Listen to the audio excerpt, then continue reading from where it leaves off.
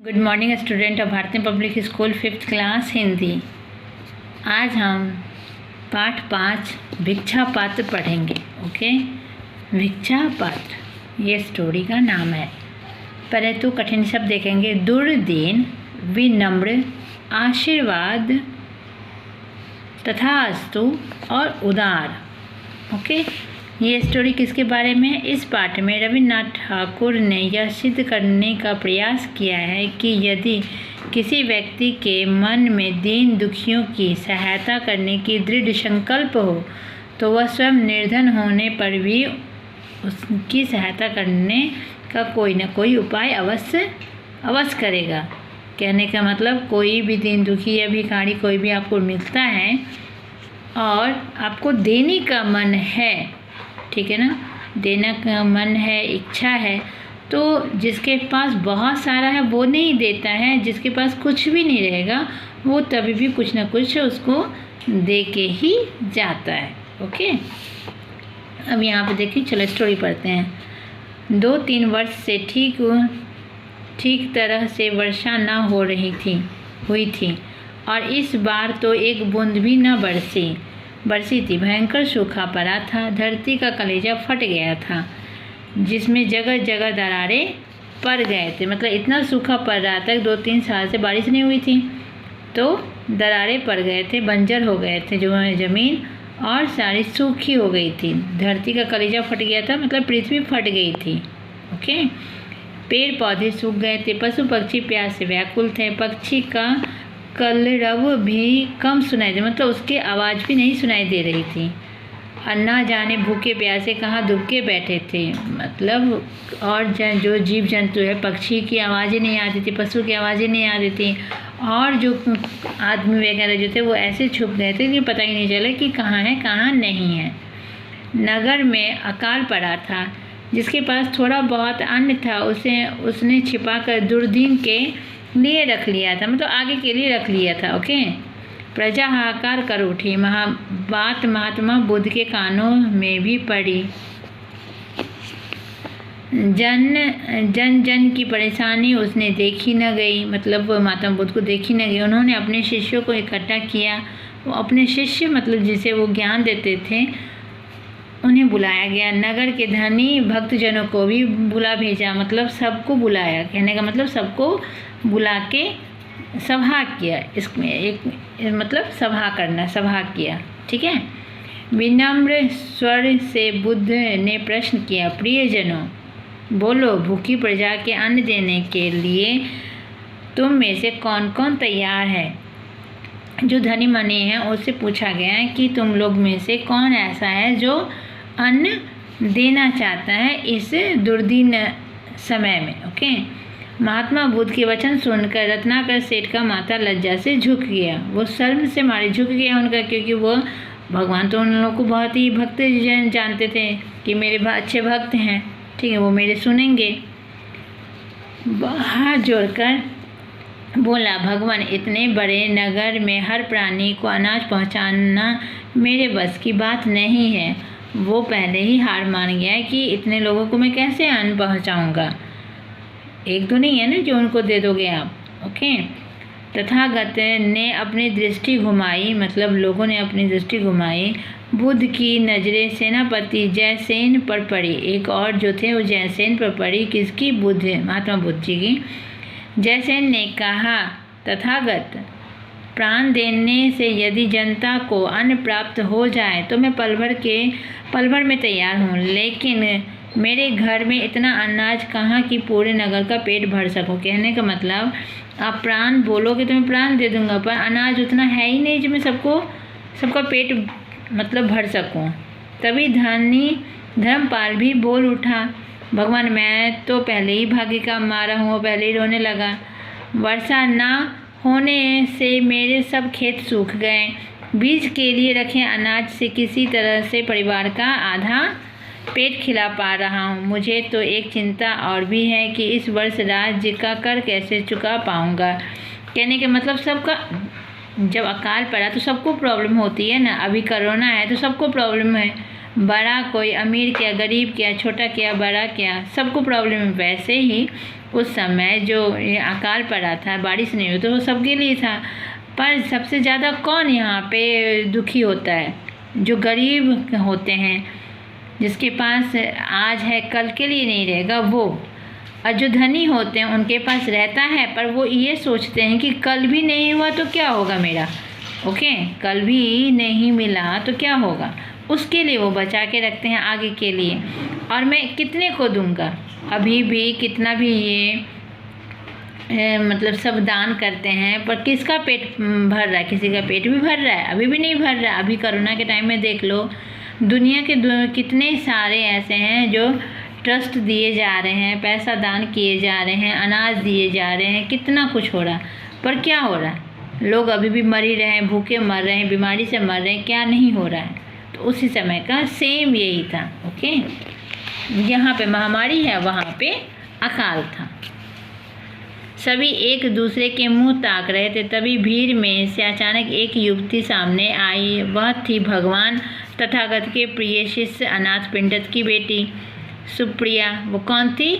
उन्हीं इनके शिष्य महात्मा बुद्ध के जो शिष्य जो थे, अनाथ पिंडत की बेटी को, उसका नाम क्या था? सुप्रिया। वो आई, वो अत्यंत दुखी लग रही थी। अब इस समय तो सभी दुखी होंगे, ओके। आंखों में बहुत ही आंसू पोंछकर उसने बुद्ध, अब देखो यहाँ पे, अतः वो अति दुखी लग रही थी। सब इस समय तो सभी दुखी थे।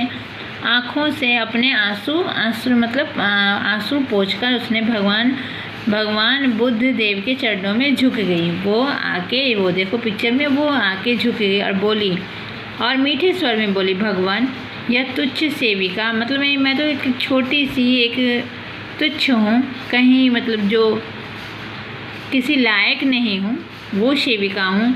आपकी आज्ञा का पालन करेगी। अन्न की कमी के कारण जो लोग बेहाल हैं, वे सब मुझे अपने संतान लग रहे हैं। नगर के हर आंगन में अनाज पहुंचाने का भार मैं लेती हूँ। वह खुद ही भीख मांग के अपना पेट पाल रही थी, ठीक है ना, क्योंकि बुद्ध क्या मतलब क्या दे रहे थे, क्या ज्ञान दे रहे थे कि अन्न मांग के वो अपना पेट, अपना जीवन यापन कर रहे थे। तो वो उन्हीं के शिष्य की बेटी थी ना, तो वो भी ऐसे ही जीवन यापन कर रही थी। पर उसमें इतनी हिम्मत हो गई थी, इतना विश्वास था, हिम्मत तो नहीं विश्वास था कि मैं मांग के ही सबका पेट जैसे तैसे करके भर दूंगी, ठीक है ना। सभी आश्चर्यचकित रह गए, सबको आश्चर्य लगा। जो भिखारी बोलेगा मैं तुम्हारा पेट भर दूंगा, ये कैसे चलेगा? भला यह स्त्री इतनी बड़े नगर के वासियों का पेट कैसे भरेगी? कुछ तो मुंह छिपाकर हंसने लगे। मजाक उड़ाने के लिए बहुत मिलते हैं।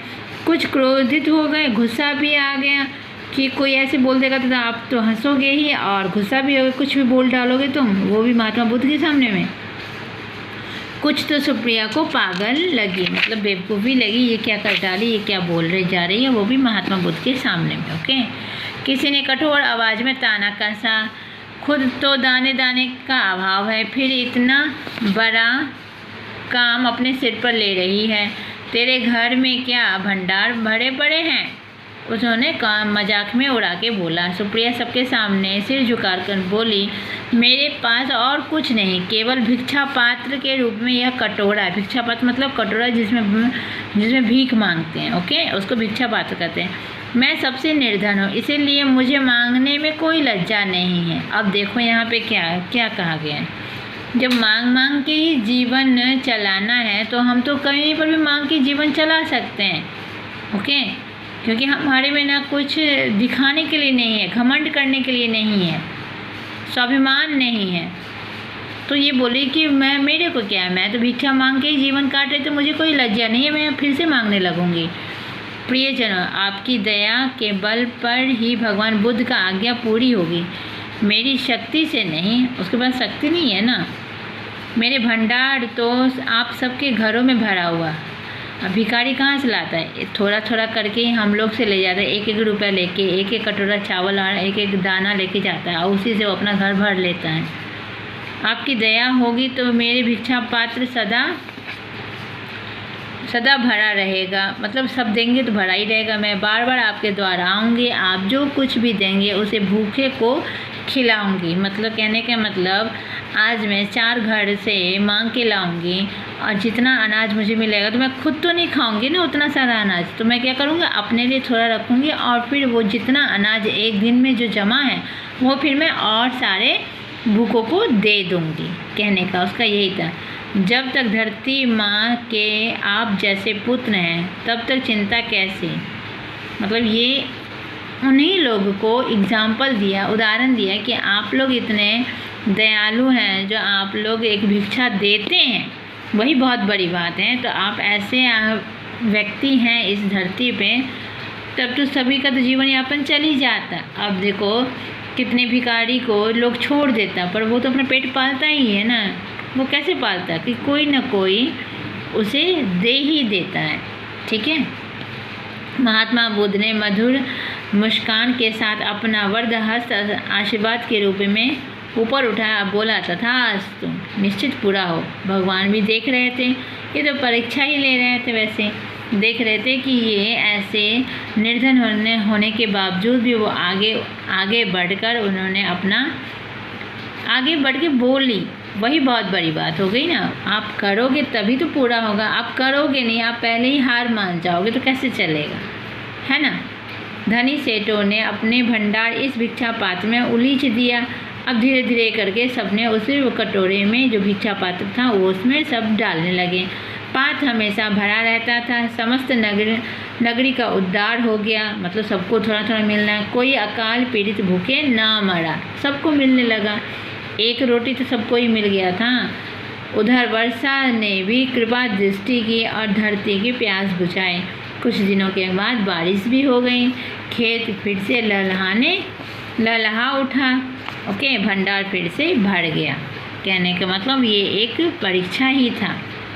ओके, अभी भी देख लो, ये कोरोना के समय में भी एक परीक्षा ही चल रहा है ना, और क्या चल रहा है।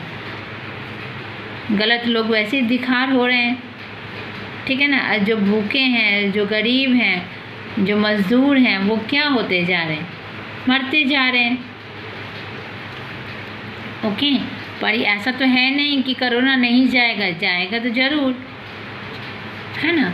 अब देखा, एक्सरसाइज देखते हैं हम लोग। जब नगर के अकाल पड़ा तो किसके पास थोड़ा बहुत अन्न था, उसने उसे अपने किसके लिए रखा था, छिपाकर दुर्दिन के लिए रख लिया था। ओके, महात्मा बुद्ध के वचन सुनकर किसका माथा लज्जा से झुक गया था, रत्ना सेठ का माथा लज्जा से झुक गया था। नगर की भूखी प्रजा के यथेष्ट अनाज किस प्रकार मिल सका, मतलब सबको कैसे मिल सका। देखो यहाँ पे तो ये आंसर होगा। सुप्रिया ने नगर के धनी सेठों की भिक्षा मांग कर अपना अनाज पूरा किया। और ये भी सही है, नगर के धनी सेठों ने भगवान बुद्ध के आदेश पर तो किसी ने नहीं माना ना, तो ये पहला ही होगा। ओके, ये नहीं होगा। बुद्ध का आदेश कहाँ था, आदेश तो दिया था पर किसी ने भिक्षा ही नहीं दिया। और यहाँ पे चमत्कार तो हुआ नहीं, वो तो सुप्रिया ने सबसे मांग के काम किया, तो यहाँ पे दूसरा ही होगा। ओके, खाली स्थान देखो, धरती का कलेजा फट गया। पशु पक्षी प्यास से व्याकुल थे। जिसके पास थोड़ा बहुत अन्न था उसने छिपाकर दुर्दिन के लिए रख लिया था। बीज के लिए रखे अनाज से किसी तरह परिवार का आधा पेट खिला पा रहा हूँ। धनी सेठों ने अपने भंडार भिक्षा पात्र में उलीच दिए। यहाँ पे आपको क्या लिखना है, भिक्षा पात्र। ओके, अब यह है किसने किससे कहा, तो वो हम असेसमेंट में कर लेंगे। अब यहाँ पे एक्सरसाइज देख लेते हैं। बैक एक्सरसाइज भी है। महात्मा बुद्ध दयावान थे, दया करते थे। सुप्रिया उदार थी। रत्नाकर जयसेन अधर्मपाल स्वार्थी थे। इसमें से आपको लिखना था।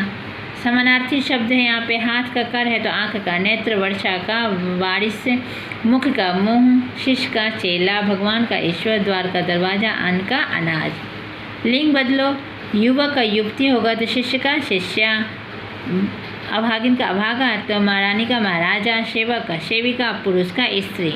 र और र में आपको बताना है प्रजा, प्राण, प्रश्न, धर्मपाल, वर्षा और आशीर्वाद। ओके, अब यहाँ पे देखो, मैंने उस दिन उपसर्ग के बारे में भी बताया था आपको।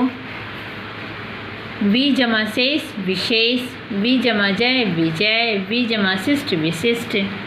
निर्जमा बल, ये र जो है ऊपर रेप बन जाता तो निर्बल। निर्जमा धन, निर्धन ऊपर रेप बन गया। निर्जमा गुण निर्गुण, वो ऊपर रेफ बन जाता है। निर्गुण इसमें नहीं आएगा, सॉरी इसमें आएगा। ओके, सारे बच्चे बुक फिल कर लेना।